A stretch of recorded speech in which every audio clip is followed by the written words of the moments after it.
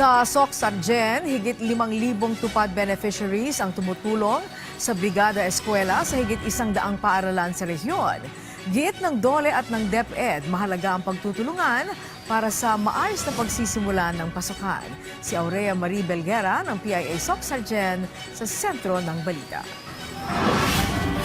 Aabot sa 5,011 tupad beneficiaries ang idineploy sa 163 na mga paaralan sa lungsod ng Coronadal, General Santos, Tacurong at Kidapawan, pati na rin sa ilang bayan sa South Cotabato, Sultan Kudarat, Sarangani at Cotabato Province.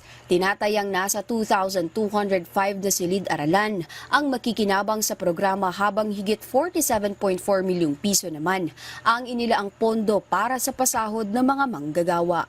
We were able to deploy 5,011 workers with a total salary of 47.4 million pesos and covering the 163 schools within the Region 12. We are indeed happy to support this Brigada Eskwela, not just to keep the school clean, but also to make sure that the children who are studying are in a healthy environment. Ayon sa DOLE, tatanggap ang mga benepisyaryo ng 475 pesos kada araw sa loob ng humigit kumulang 20 araw na trabaho. Ito'y alinsunod sa umiiral na minimum wage rate sa rehiyon.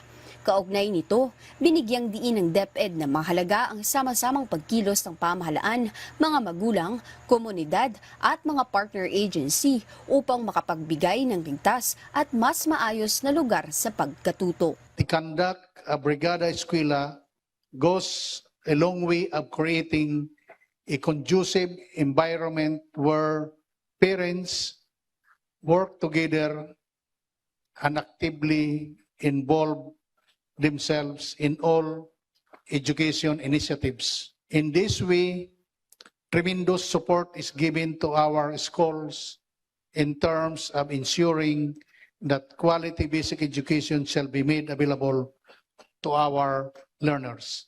Sa pamamagitan ng pagtutulungan ng iba't ibang ahensya ng pamahalaan, hindi lamang napaghahandaan ang malinis, ligtas at maayos na pagbubukas ng klase para sa mga mag-aaral, kundi nabibigyan rin ng temporaryong hanap buhay ang mga tupad beneficiaries sa rehiyon.